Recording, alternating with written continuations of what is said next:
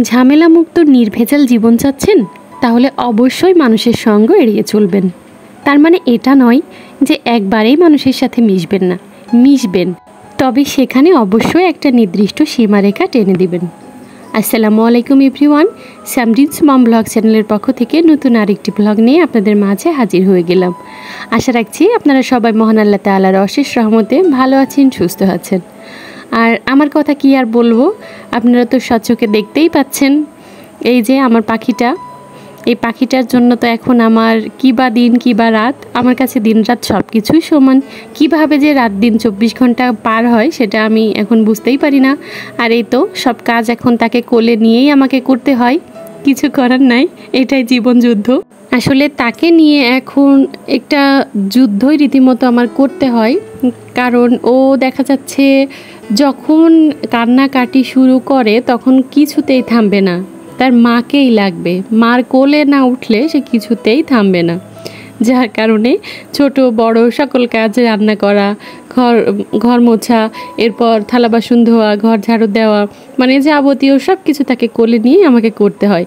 এই যে যেমন হচ্ছে এই ভিডিওটা যেদিন আর কি করি সেদিন সে অনেক কান্নাকাটি শুরু করছিল, যার জন্য আর কি তাকে কোলে নিয়েই আমার সব কাজ করতে হয়েছে। যদিও একটু কষ্ট হয় কিন্তু কিছু করার নাই। আর ও পড়ে যাওয়ার পর থেকে আমি ওকে একা রেখে আর কোনো কাজই করি না, রিস্ক আর নিতেই চায় না যে ও কোনোভাবেই যেন ও আর আঘাত না পায়, না পড়ে যায়। সেজন্য ও খাটের উপরে বসে বসে টিভি দেখছিল। আমি গেছি সবজিটা কেটে নিব, ও টিভি দেখবে আর আমি নিচে বসে সবজিটা কেটে নিব। বাবা কিসের কি, আমাকে যখন দেখছে যে আমি নিচে বসে সবজি কাটছি তখন একবারে খাটের উপর থেকে পারলে তো নিজেই নেমে চলে আসে আমার কাছে। তখন দেখলাম না, কোনোভাবেই সে আর বসে থাকবে না, যার জন্য আর কি তাকে কোলে নিয়েই সবজিটা কেটে নিলাম। এরপরে তো তাকে হচ্ছে পাশে বসিয়ে আমি জামা কাপড়গুলা ভাঁজ করে নিচ্ছি।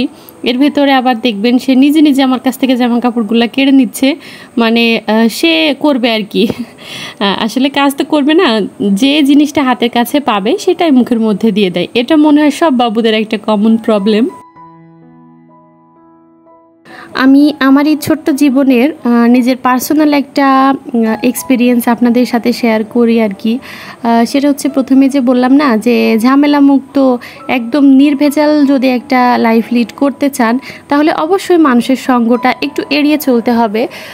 মিশবেন, অবশ্যই মিশবেন, কিন্তু আপনি একটা জিনিস খেয়াল করে দেখবেন যে আপনি যত বেশি মানুষের সাথে মিশবেন, যত বেশি কথা বলবেন, সেটা যদি হয় আপনার নিকটস্থ আত্মীয় বা দূরের কেউ হোক বা পাড়া প্রতিবেশী, যত বেশি আপনি মানুষের সংস্পর্শে আসবেন, কথা বলবেন, এক কথা থেকে দুই কথা হবে, দুই কথা থেকে তিন কথা, এভাবে দেখবেন এক পর্যায়ে মানে যে ঝামেলাটার মধ্যে আপনি জড়াতে চাচ্ছেন না সেটা অনিচ্ছার শর্তেও আপনি সেখানে জড়িয়ে যাবেন। তো আমার মনে হয় কি যে একটা নির্দিষ্ট পরিমাণ ডিস্টেন্স বুঝিয়ে রেখে, মানে যেটুকু না করলেই নয় ওইটুকু আর কি মানুষের সাথে যোগাযোগ রাখা, মানে রেখে আর কি নিজের দূরত্বটা নিজেকে বজিয়ে রাখা উচিত। তাহলে দেখবেন আপনি মানসিকভাবেও অনেক শান্তিতে আছেন, আর হচ্ছে আপনার সব কিছু একটু নির্ভেজাল, ঝামেলামুক্ত, মানে আপনি সব কিছুতে একটা শান্তি শান্তি অনুভব করবেন যে ঝামেলার মধ্যে জড়ালাম না। তো এই আর কি। তো আমার অপিনিয়নটা আমি আপনাদের সাথে শেয়ার করলাম, জানি না আপনাদের কার কি অপিনিয়ন।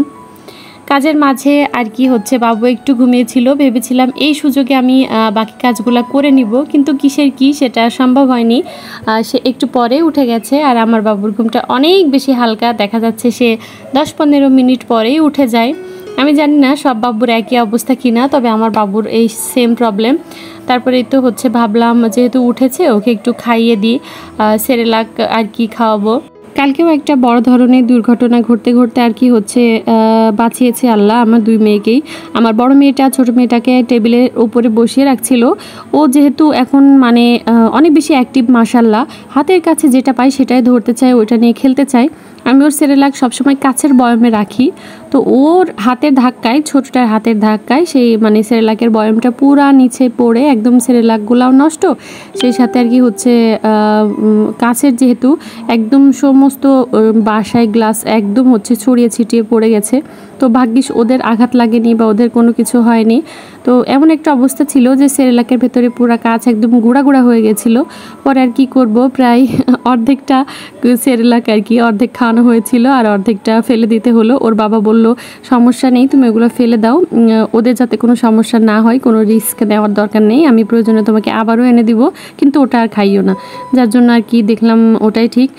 তো পরে ওইগুলো ফেলার পরে আমি যেদিন আর কি এটা হয় তার পরের দিন হচ্ছে ঘর ঝাড়ু দিতে গিয়ে দেখি তারপরেও অসংখ্য মানে ছোট ছোট কাছের কণা পড়ে আছে।